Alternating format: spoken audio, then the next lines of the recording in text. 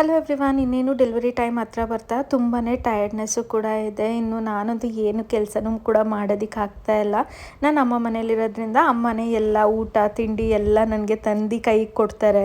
ಇನ್ನು ಈಗ ಆನ್ಲೈನಲ್ಲಿ ಶಾಪಿಂಗ್ ಮಾಡ್ತಿರ್ಬೇಕಾದ್ರೆ ಜಸ್ಟ್ 650ಗೆ ಈ NYB ಅವರ ಆಲ್ ಇನ್ ಒನ್ ಕಿಟ್ ಸಿಕ್ತು.